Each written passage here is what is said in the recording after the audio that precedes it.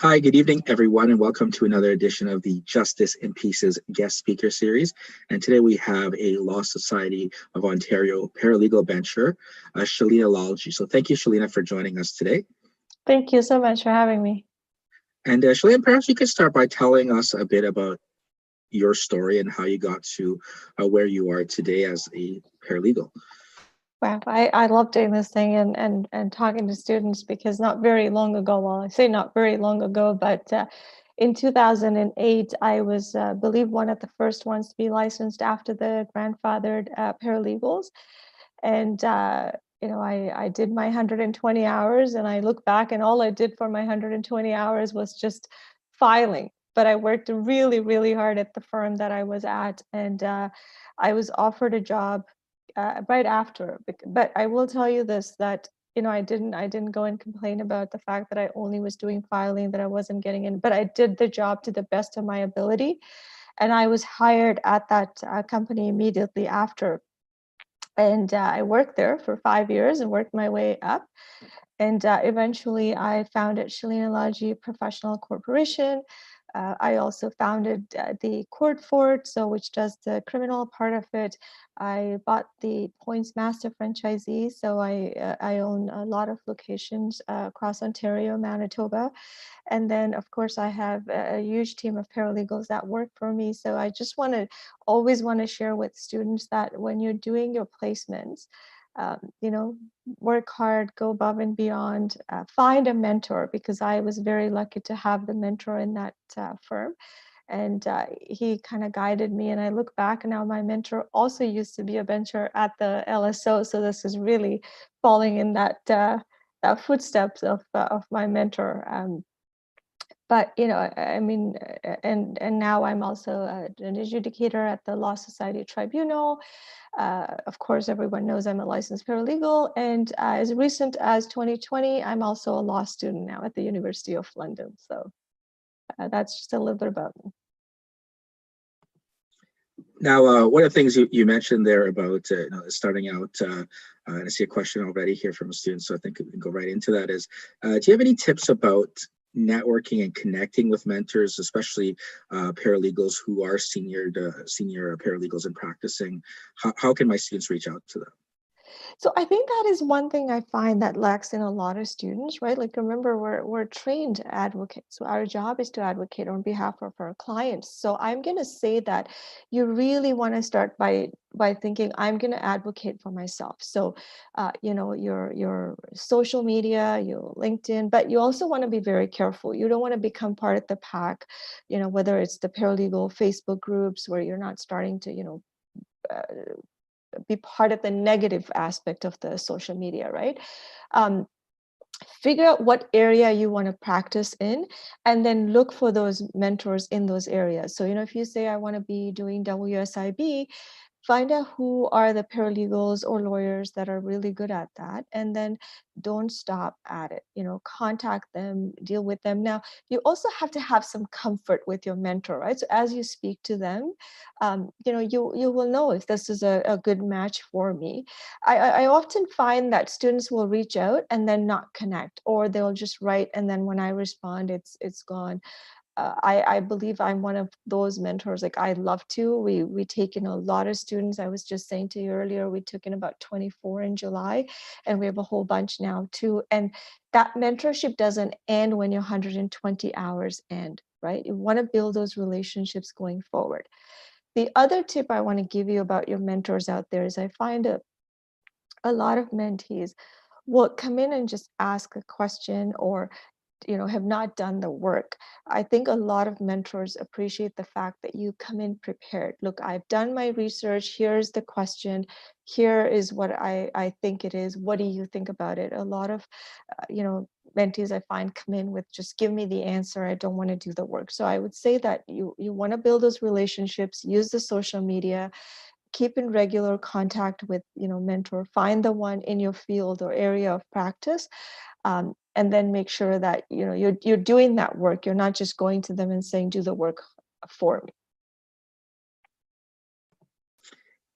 Now, with students starting off into the profession and certainly getting more than the minimum hours is a great way to get some experience. But there's this whole sort of chicken and egg analogy that's come up for a lot of other speakers in the last couple of weeks here about people are looking for some fresh paralegals with experience, but how do you have experience when you're when that's like a minimum entry there, right? So, what advice beyond obviously the internship hours can students do in terms of getting more legal experience to make themselves more attractive to those looking for students or new licensees? That's a great question. So I find that a lot of paralegals will come in with an expectation that I want a job as a paralegal, which is great, but you're really new. You do not have the skill sets just because you have, a diploma or a license. There's a lot to learn in real life, right? You learn so much in school, but then there's that real life experience. So I would say just get your foot into the company. Whether it's a law clerk, whether it's a junior paralegal, and you if you work hard, you will learn a lot. And you'll work your way up, and if you're not working your way up, you've also learned skills that you can then go on your own. Um, and that's another thing that you want to do is if you're planning to go on your own right after you graduate, you better have strong mentors ready to support you through that journey. Because if you're just going on your own and you have no business experience, you have no marketing experience, you don't know the law, uh, or limited knowledge of what you've learned in school, you'll find yourself very quickly drowning and not being successful. So either take the time to learn while you're working in a firm, or if you're going to go independently, make sure that you have strong mentors, that are going to guide you. Now, looking back at your journey, and if maybe you can go back to when you finished as a student, and let's trace back to where you are today, where you have such a successful series of franchises there, as well as being a paralegal bencher. Can you point to maybe one time where you said, "Well, I did this, and this resulted in my path," or has it been a sort of a combination of design and chance that's led you to where you are today? So I will say it was hard work. I actually couldn't find a mentor because we were some of the first ones to graduate. I, networked a lot. I was not using social media at the time. I had no way of doing it. So I actually went into courts, sat down, and when the judges or JPs came down, I would kind of go talk to them. I would talk to the lawyers just to say, hey, look, I'm looking for these hours. Can you help me? I need to do my 120 hours. And it wasn't as structured as it is now with the college and with the law society, where you have certain things you have to do and forms to fill out. It was just go get your 120 hours. And it was actually one of the criminal court judges that would see me there all the time asking, and he approached me and he connected me to my paralegal mentor. So again, I'll take you back to advocating for yourself. I mean, just remember, what's the worst? They'll say no, right? You just have to politely ask, and then somebody eventually will say, yes, I have something available. But you have to network. Now, circumstances are different. We don't have physical courts, but attend events like this, attend meetings, join the association, look up, just go in Google and say, paralegals who provide services in human rights or WSIB or traffic ticket or criminal, and then connect with them.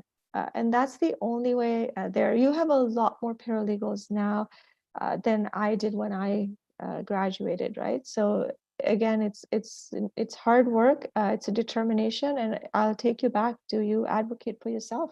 That's what you do.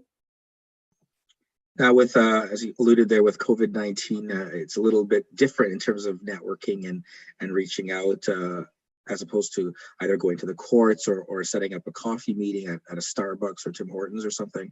Do you have any advice, or if people approached you, maybe you can share with how to network or connect in the sort of Zoom COVID-19 era? So I'm going to take you back to LinkedIn. Very good resource. I find a lot of paralegals will connect, but what they'll do is you're going to join on LinkedIn, and then that's it. You're not doing anything. You're not building, your network.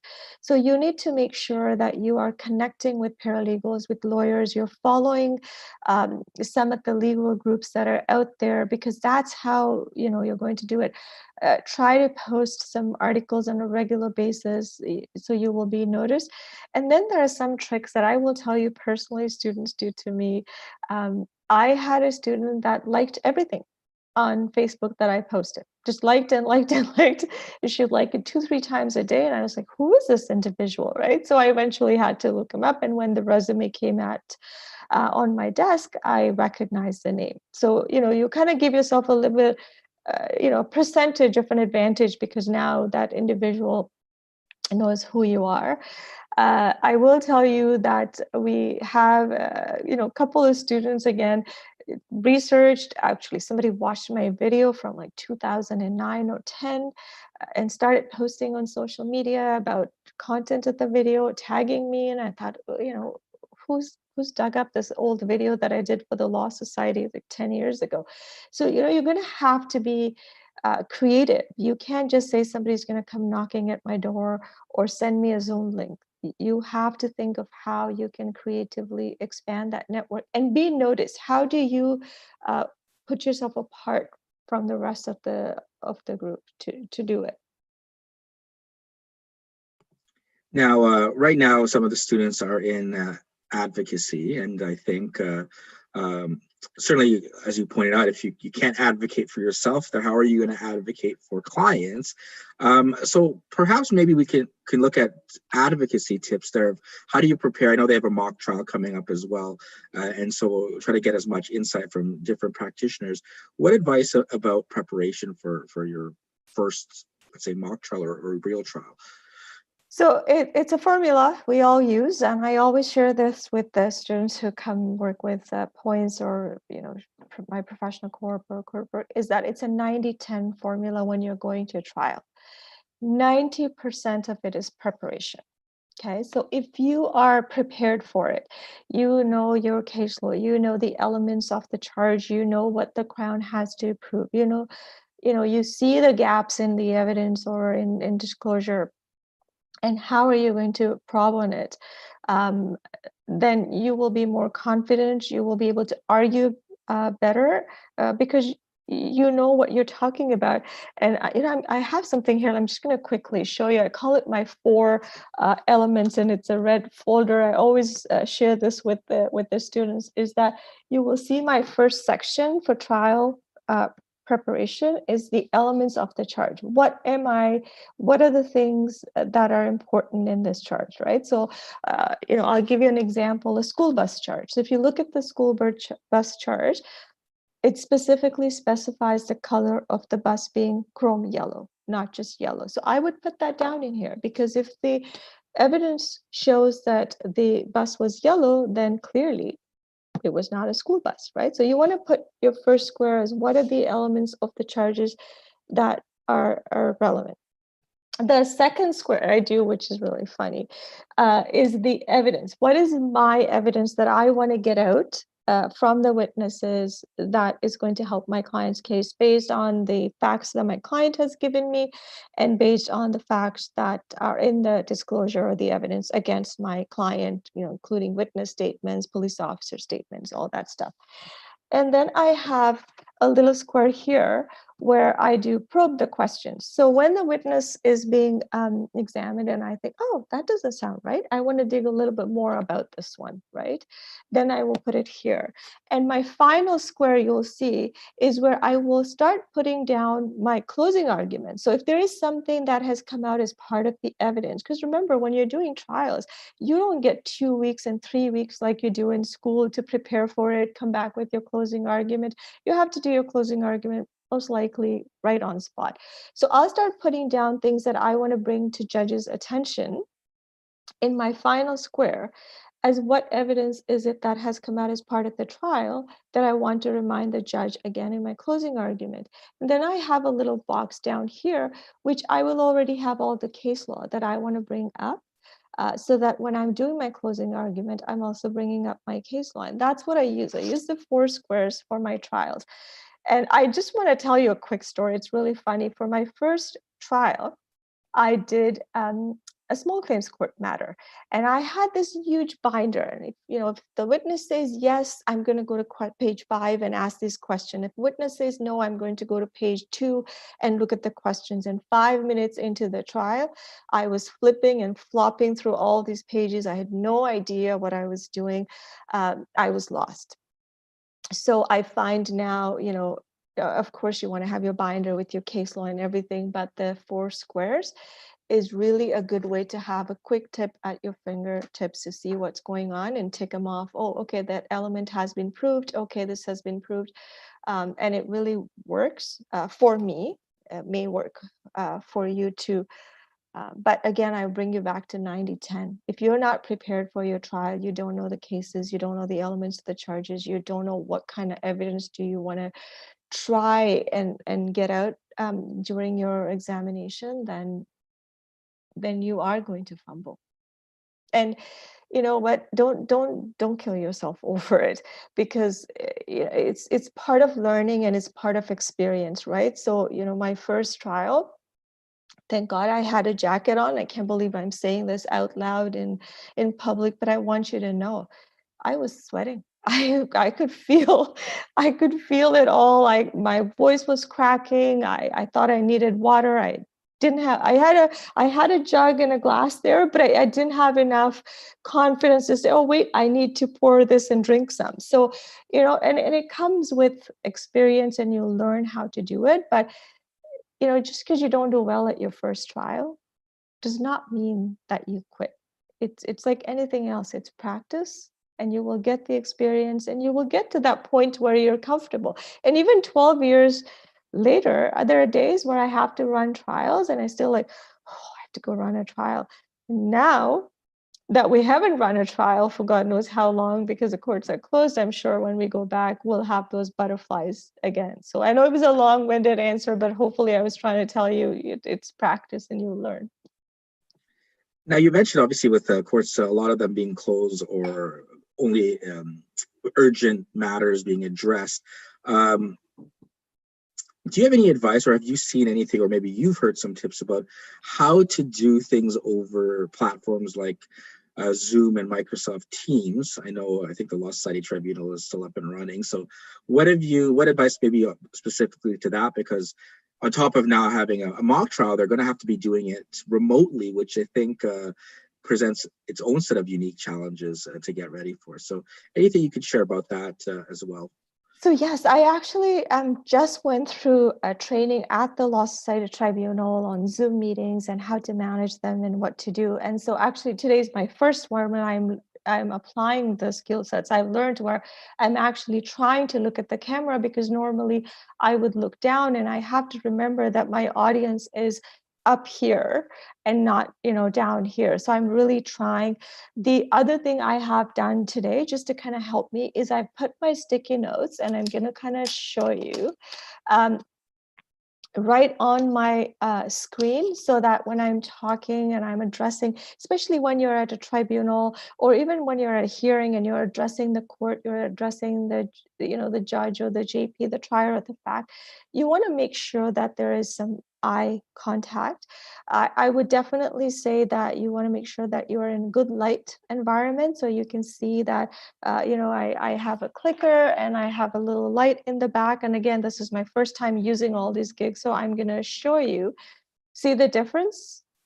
I'm hoping that you can see what the difference is using different light settings. So you want to make sure that you do have a proper light, that your computer is actually, or your screen or your camera is at that length. So you can see that my hand's coming right directly in my hand. So I have this, and I am going to tell you this. These are skill sets that I just learned last week, and I'm actually applying today. So feel free to reach out to me on any social media and let me know how I could have done anything better today. And the other thing I have to tell you, and that's very important, is your background, right? So I have seen some of the craziest things in the background. I saw this one guy had a a big statue of like deer in the back with antlers. So when he is on camera, it looks like the antlers are coming out of his head. I have seen inappropriate material in the back. So if you have a bookcase in the back, make sure that there are no books that are, offensive or, and some people, and I prefer to, is I don't even have pictures of my family or my kids that you can see. I have a, completely blank wall behind me. It's very much squared. So I don't have my family pictures in the background. Now that's up to you if you want to do, but be very careful that you're not sitting in dark, that you are looking at the camera, that you don't have anything in the background that's distracting or offensive. And I think one of the most important things you want to make sure, and we all, if you've watched news today, is that your camera and your mic are off and on. And again, I have a little red sticky note here that reminds me that I have to make sure that the button is mute and the camera is off when I'm walking away or I'm not participating. To give you a very good example, I had a colleague on a Zoom meeting who then called me because they were waiting in there for a hearing and they'd been waiting on hold for an hour, but they were not on mute. And as soon as they called me, they started saying stuff like, I've been waiting here for an hour using inappropriate language. Why can't they just give us a time slot? And everybody could hear them in the hearing, including the judge, um, the people on the call. So you got to be very careful about those two buttons, the camera and the volume. So those are my tips from what I've learned. And please feel free to let me know if there was anything I could have done for today's meeting that would have enhanced my ability to run a Zoom presentation. Perfect. Thank you for that. And I think it's stuff that you don't really realize that you're so focused on preparing for a hearing or for trial that even just because it's different than being in the courtroom or being in the tribunal room and being used to things like that. And another thing, maybe since you're talking about some of the work there at the Law Society Tribunal, I saw a question earlier about what are some of the do's and don'ts for newly licensed paralegals? What are some of the issues that you see common before the tribunal, and what are things that both my paralegal students and as well as newly licensed paralegals can avoid doing to find themselves in trouble before the Law Society? So I think one of the things I see a lot of people get in trouble just because they may not know rules sometimes. So one thing that we do with students that do their placement with us is we have actually an exercise where we make them go into the Law Society's website and look for what those rules are, and then come back and have a discussion about that. So you have to make sure that it's not what you've just learned in college quickly, because sometimes you don't have the luxury to go through all the rules and understand. I would say that, before you start practicing, before you get into your licensing process, and sometimes when we're studying for, our exam material, we're so concentrating, we might just, okay, I want to pass my exam, I'm going to memorize this. Once you have passed that process, go back and look at all the rules of professional conduct, understand each rule and what it means. Look at all the bookkeeping rules and what you're required to do. And when you're setting up your business or you're going to work for somebody, make sure that those rules are applied, right? So sometimes you may go work for somebody and you may say something that is not right? They may be taking money out of trust, and you as a new employee or a student may feel like, it's not my problem. No, it is your problem, because as a licensee you have obligation to report that to the Law Society. So I would say go through every rules, and just so you're not going to remember them, right? Like you just go through life and you're working and you're representing your clients and you're paying your bills. So we at our organization every year uh, make that as part of our work exercise. So every 3 months when we get together, well, we don't do it physically now, but we pick a subject and we the whole weekend we say, okay, this is what we're going to do. One weekend a year, we actually go through all the rules again. We remind ourselves what are our obligations, uh, that we need to follow as a licensee, and you have to do that because sometimes you forget some rule, right? And then you find yourself in trouble because you forgot, like advertising rules. Sometimes you think, well, I'm not doing anything wrong, uh, but if you read those rules, a little bit of a wording or a fact could get you into a lot of trouble. So read those rules, read them before you start working, read them before you start your own business, and try to read them annually because they do get updated. Wow, these are long answers. Sorry about that. No, it's great. It's a lot of great information here. So again, you've had this successful practice. What spurred you to say, I want to run for paralegal venture?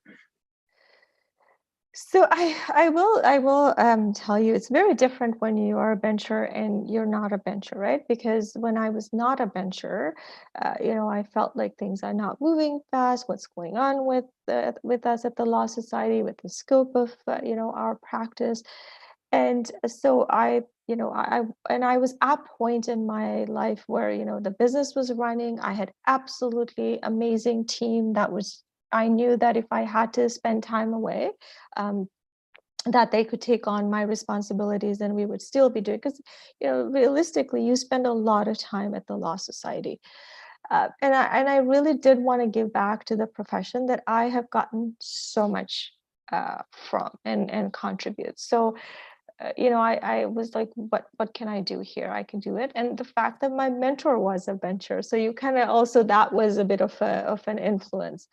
um, but being a bencher now, I see the other side. I see, things and how it works. And it's not just about, oh, I want this and I should get it. There is a process, and there are things that need to be done before we get to that final um, step.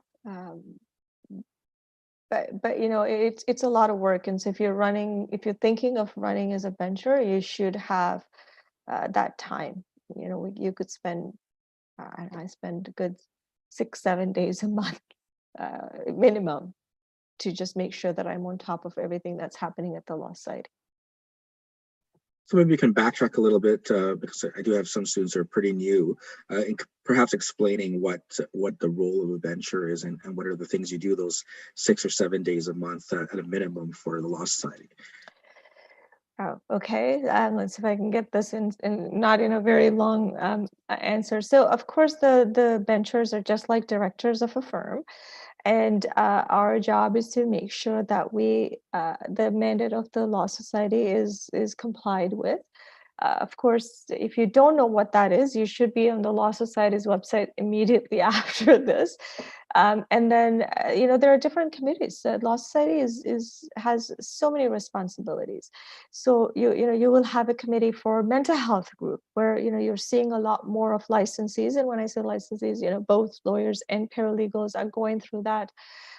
So then there's a mental health working group, and their job is, how do we help our licensees through this process? And they bring in programs to assist. Um, there is a professional regulation committee, there is an audit and finance committee, there is a compensation. So there's a whole bunch of work that happens, and it's these benchers that are part of these committees. And let me make it clear, there are paralegal benchers, there is lawyer benchers, and of course there's lay benchers, right? Because you always need somebody that is not part of this profession, that kind of looks at from a different angle or a different side of the coin. And then of course, I don't have to tell you, the Law Society is your regulator. So we basically are the directors at the Law Society, make sure the wheels are moving along. Now, what are some? Now, certainly, we've been talking with some of your colleagues there with respect to family law and the family law services provider. Hopefully, that there's call for submission later this month there. But perhaps we can shed some more light into opening up this area for paralegals to hopefully practice in one day.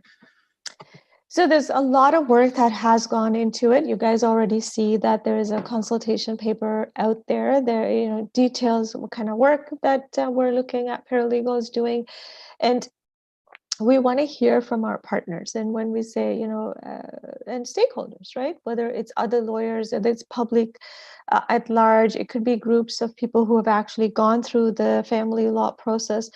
And once that information comes in, of course, it will have to go to convocation and be approved, and things change sometimes. It may be more, maybe less, maybe the same, depends on what the consultation comes back as. And of course, then there will be next steps, right? Depending on what's approved, then of course, there'll be education component to it, uh, all the other stuff. And I think if you take the time to read the consultation paper, there's a lot of information detailed of what it's being done and where we're headed with that. And what other areas, and certainly, you've seen criminal law last year, and now there's an issue with respect to immigration where the program is going to be 2 years, I believe, starting in January at Queens and Sherbrooke for those in French. What other issues are on the radar there for paralegals to keep in mind coming from the Law Society? So I would say for immigration, that hasn't changed. It was always the fact that the paralegals had to get licensed by the body that was regulating the immigration consultant. And that hasn't changed, I believe. I don't practice in immigration, so I cannot speak to the process. But my understanding is that those who are already practicing, and don't hold me to it, because like I said, I'm not in the area of practice, but my understanding is that they will be grandfathered before the new rules kick in. And is it okay to ask a question? Sure, Vilma, you can ask a question. Yeah, I would like to ask because you mentioned immigration. Paralegals are not allowed to at least fill out the applications for immigrations. Yet there are a lot of non-licensee in the different organizations like settlement workers who are allowed to do these kinds of filling out of applications for immigrations. So why paralegal is not allowed for this? So that's a very broad question, and thank you for asking, but I wouldn't be able to answer what these settlement workers have, or what qualifications that they have, or whether they're licensed by the body that licenses the immigration consultants. So I would not be able to speak to that. I know that paralegals can do tribunal work at immigration. And there are some very successful paralegals doing it. I have met some tremendously smart, knowledgeable, paralegals who are working in the immigration area within the scope, of course. Thank you so much. Is there anyone else with any questions? So maybe we could take a quick pause there to make sure if anyone has anything that they can ask at this time, or put it in the chat. Remember, you got to advocate for yourself. So if you have any questions, just can I ask again a question? Sure, Wilma. Okay, because I just finished paralegal just recently, and then I have friends, lawyers, paralegal consultants, and they wanted me to join the corporation, and we're starting to create a company. And since I'm not yet a licensed paralegal, so I am basically an employee. So my job is to bring clients. And now I've been bringing a lot of clients. And then last Saturday, I was asking, one of the lawyers, because one of the lawyers came from a legal clinic. So probably her mentality is still in the legal clinic. So all these people that I've been sending, she's giving all these services. And then I asked, so I need to ask what happened to this client. So how much did he pay, blah, blah, blah. And then he said, oh, they all left and they did not pay. I said, but we're paying all this, the office, we're starting to pay for the office's pay. So we need to make money. So in order for us to survive, you don't kill people for charging them money, but don't kill yourself for not asking money so you can pay for all the expenses. So what guys ask, because we're new in this business. Okay. So, it's tough when you're starting a business, right? And especially when you're working with others. So, first of all, I would remind you to go check your rules that you have as a student, because there are things that you can't do as a paralegal student that you can do as a licensed paralegal. So, you want to make sure that you read the appropriate bylaws uh, before you start working or working with somebody or working as an employee or whatever partnership agreement you have. So make sure you read those bylaws, because sometimes paralegals do get into trouble because they do stuff that they're not supposed to do as students. I should say student paralegals. So make sure you do that. Um, as far as this particular situation, I mean, again, I can't speak to this because I don't know what the agreement was. But I can tell you that when you first start the business, it is not easy.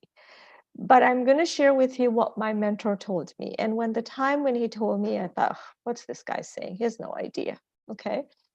But my mentor told me that if you take care of your clients, you advocate on their behalf, you properly, take their matter on, and you give them the service that they need, the money will come. The clients will pay, build your reputation, and it will come. And I thought to myself, what are you talking about? I need to get paid here.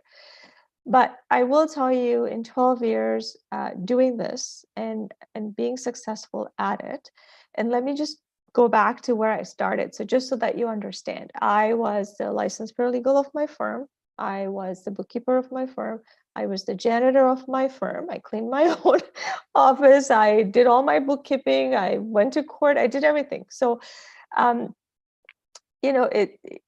but and it was not easy. It was not easy building the business, but you build a reputation, and the clients will come in and the money will come in. It becomes a byproduct of a successful product that you are actually giving to your client. And but if your concentration is on, I need to charge this person 500 or $1,000, or they can't leave because I got bills to pay, then short term, maybe there will be a little bit of cash in there, but long term, your business will have a very difficult time growing, because people do talk. I will tell you, majority of our business comes in from referral, people talking to each other. And a good example I want to give you is just today. Okay, we had a client call in, and they had a photo radar ticket. And we had to tell them, look, there's no point in fighting this one. Doesn't have demerit points, doesn't go on your driving record. You don't want to pay me money for nothing. I would just say you can go try and file it yourself so you can get a fine reduction. Maybe that's what's going to happen, or you can just pay it. But just remember, the next time you or your family members or friends have a ticket, then contact us. And that was a free consultation, didn't charge them anything. Before the end of the day, I had 2 clients call in with stunt driving that were referred by that individual. So, concentrate on building a good product. And in our industry is good service, communication with your clients, set the expectation. Don't just say stuff because you want to retain them. And you could be rest assured, the byproduct, the fees, the money will come and the clients will build. Again, I'm giving you very long answers. No, that's great. I think it's a lot of information there to absorb. And maybe perhaps related to that then is the challenge of starting a new practice or starting off as a new licensee, and you're afraid to refer things out or to lose a prospective client, especially now in a pandemic time. There's a lot less coming in. So what are some challenges and ways to overcome those challenges for new licensees with building your book of clients and expanding on what you were just saying there about not just trying to take the client and get the money there for something like a photo radar ticket, where it's not going to have a net positive result for that person? So I would say that, again, I'm going to take you back to building a product. Like, why do I go to Starbucks and pay $5 for a cup of coffee? I could get a coffee for $1.29. Like, why am I doing that? Is it the quality? Is it the service? Right? So I'm going to tell you how I built the firm. One is that I treated every ticket that came into the firm as if it was my own ticket. So I tried to understand what situation the client was in, whether it was their child, whether it was an older person, you know, and not just dismiss it or like, oh, it's not a big deal, because you don't know. There are people who stay awake for, worried about what's going to happen to them, or they've read something online and it says careless driving carries jail time. So I think that part, that every ticket matters, every client matters, and we built that product. And then you want to make sure that you're not overcharging yourself out of the market. I see a lot of, uh, you know, uh, licensees, both paralegals and lawyers, will charge an amount which is so absorbent that clients are like, I can't pay. So you want to make sure that you're not shortchanging yourself, but you're not charging them so much that you're kind of taking yourself out of the market. So you may end up with a couple of clients. And then volume, right? Like if your fees are lower, chances are you will retain more people. And the other part I do want to tell you is that um, it's not easy to build your own building. And I see many new licensees who start, will just do what needed at court, and then that's it. They'll go away, they'll go to the gym. When you're starting your business, be real. It is an 18-hour a day work. It is long hours. You have to have support at home, especially if you have, kids or family members who depend on you. You want to make sure all that is in place, because you will be working very long hours at the beginning of your career if you're starting to build your own business. Build the network, lawyers, paralegals. If you're going into WSIB, try to find unions that you can work with. When I first started, I went to a very major company and I said, look, I'll take all your traffic tickets and I'll give you 50% off. Right? What's the worst they're going to say? No.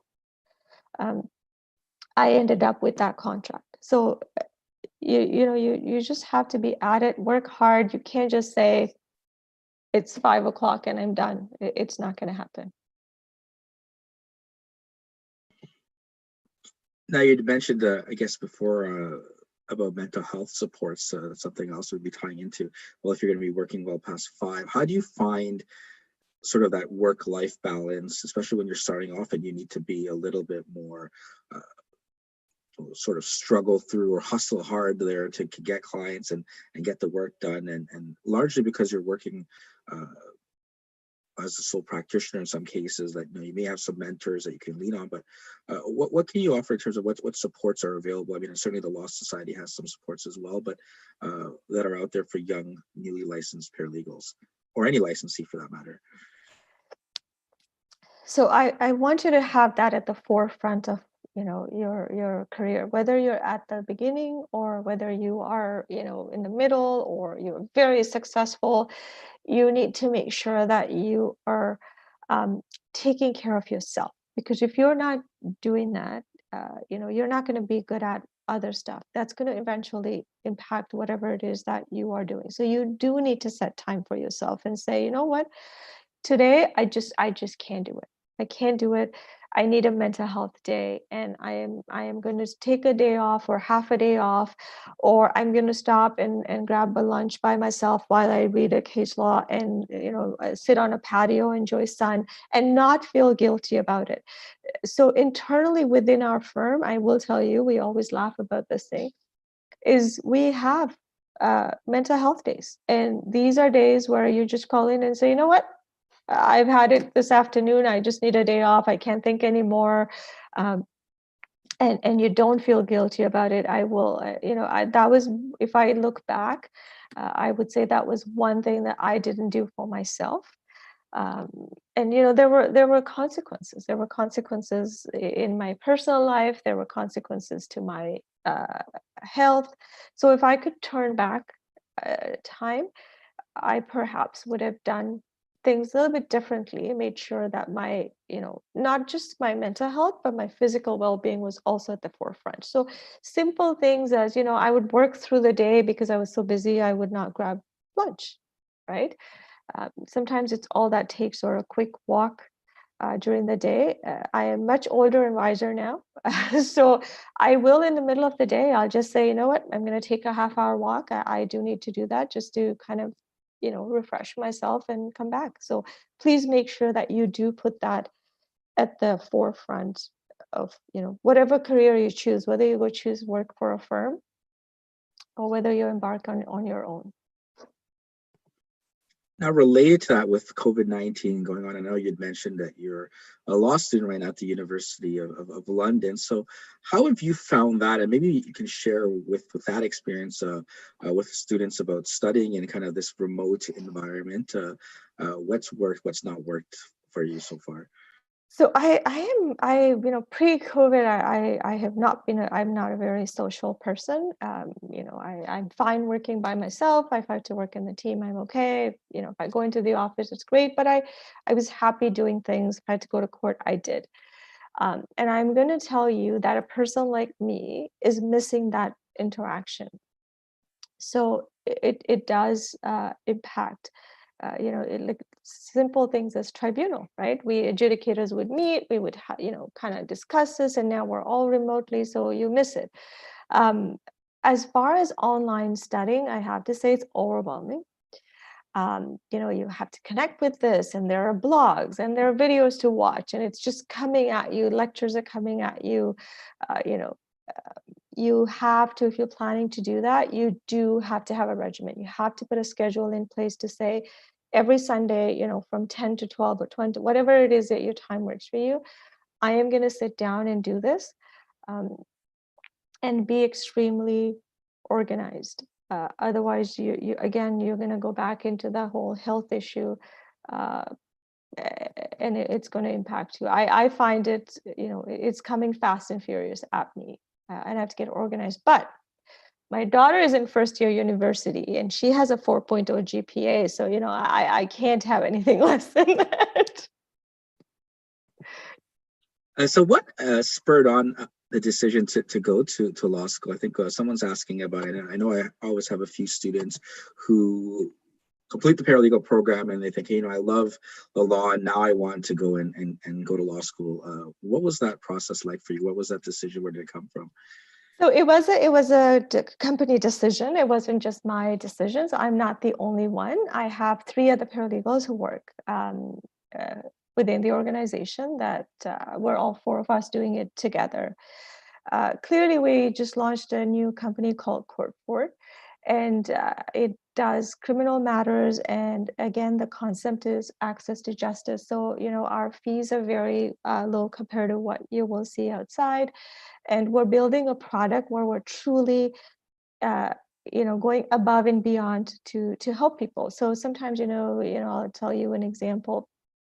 I'm trying to say the time. I once was in court, just sitting there waiting for my matter to be completed. And there was this individual prior to me, self-represented, and he just said, I'm going to plead guilty. I'm going to plead guilty because I can't take any time off from work again. And, it was a minor theft charge, so clearly theft under 5. And I sat there and I thought to myself, well, what are the consequences of that charge on his record, right? Like long-term consequences of having a criminal record for a theft under. And he clearly couldn't afford the legal fees. And I took a step back and said, no, we need to do something about this. So that's where the concept came from. And as we started doing these criminal cases, and we all 4 of us went to Osgood to do our criminal certification. I recommend it. If that's something you want to do, you should do that certification. But again, the scope is limited, right? So you feel like you can only help so many, and it's long-term plan for the firm.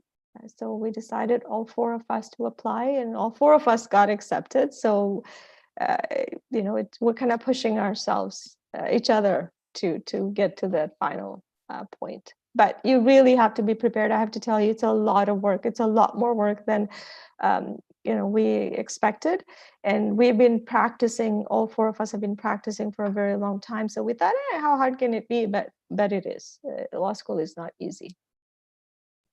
So how do you find that balance now with we've talked about the bencher, now you have your practice, and now you have school, and certainly does it help that there's the four of you going through it together? Does that kind of make things a little easier, or is it more challenging that way because you all have the same types of things to deal with?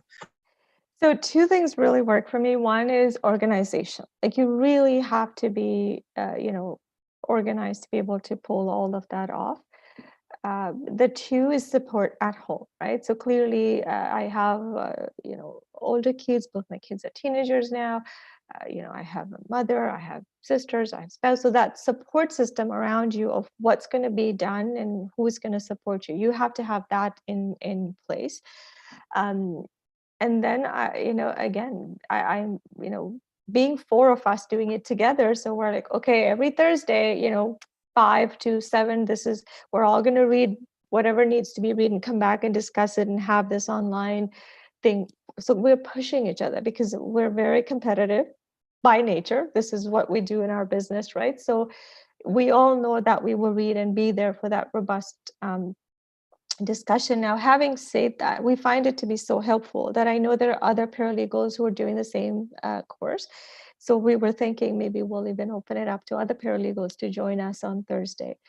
And then, of course, we do Sunday mornings, but we do Sunday mornings 8 to 10, first thing in the morning. Your family is still not awake, or whatever the time works for you, but you have to be organized to be able to do it.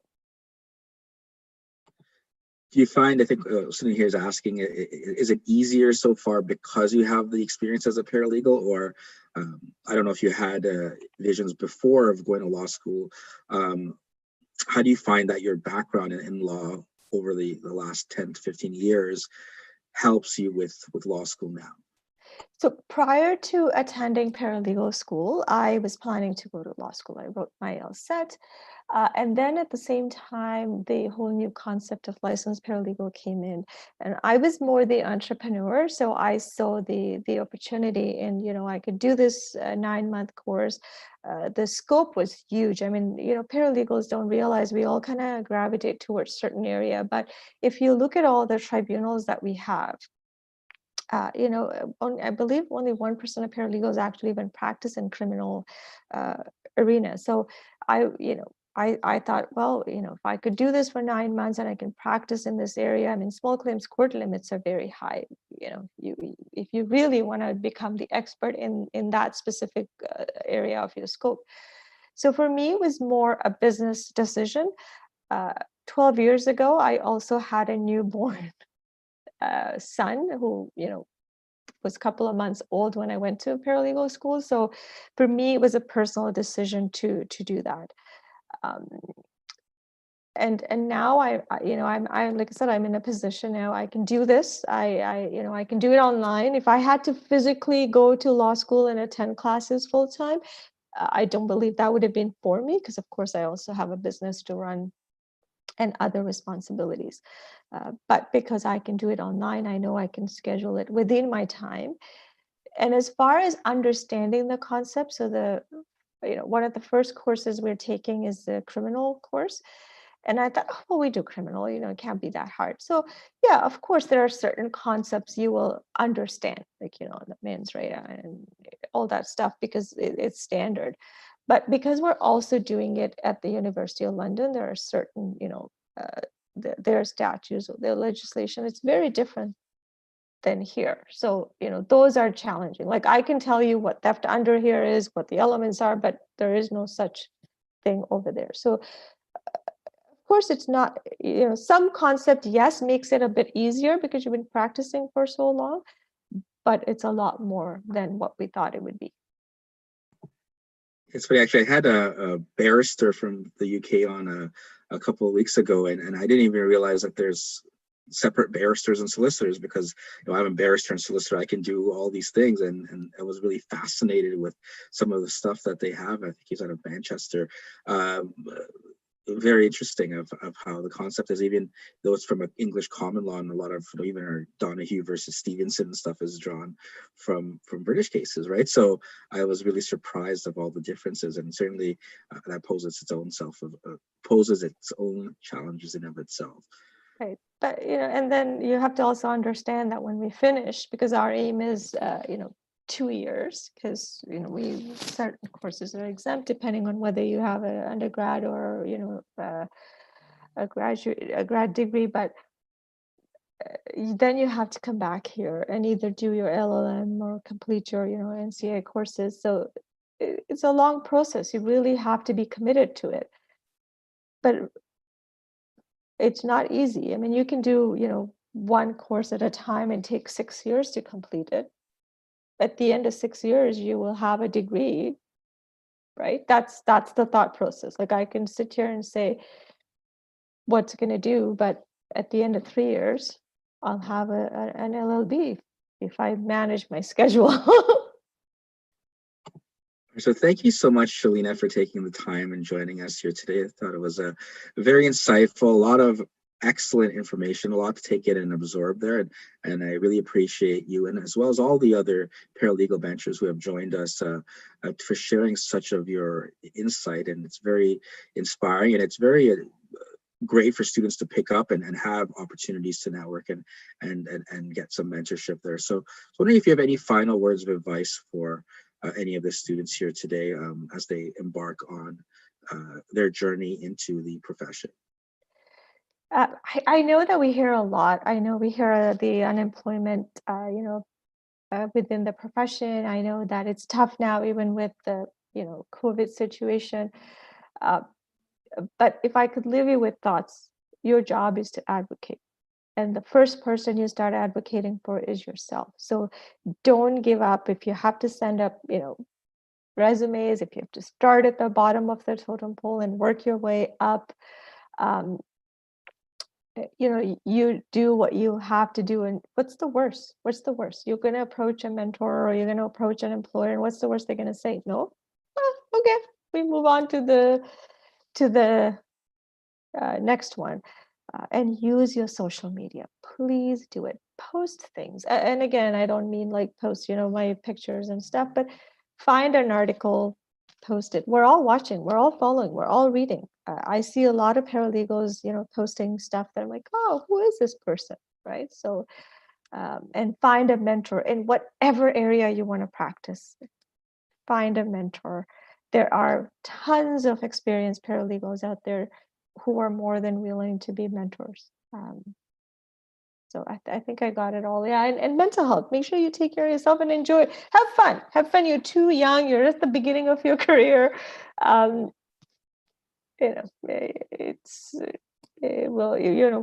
Just enjoy whatever you're doing, and you'll be fine. Thanks so much again, and wish you all the best there with all the different things. Best of luck in school, and hope that you can share with us how that experience is one day down the road. And again, all the best to you. Thanks again for joining. So I was just going to say, if anybody has any questions I didn't answer or would like to connect, I'm on all the social medias. Don't hesitate. Don't forget to tell me how I did with my first Zoom meetings after I learned all my new techniques and my new light. So how can the students connect with you if they have any questions? What's the best way to reach you? I am on LinkedIn. That's the best way to reach me. I'm also on Facebook. I don't sign on there very often, but I am, I'm on Instagram, I'm on Twitter, I'm on LinkedIn. But I think professionally, LinkedIn is probably the best way that I normally check on a regular basis. Okay, perfect. Thank Thanks you, again. Shelina. No, thank you, everyone. And I see some questions in the bar, so I'm sorry. I was trying to concentrate on the camera and the conversation. But if there is anything, don't hesitate. Please reach out. Thank you, Shelina. Okay. Thanks, guys. Have a good day. You too. Bye. Thank you.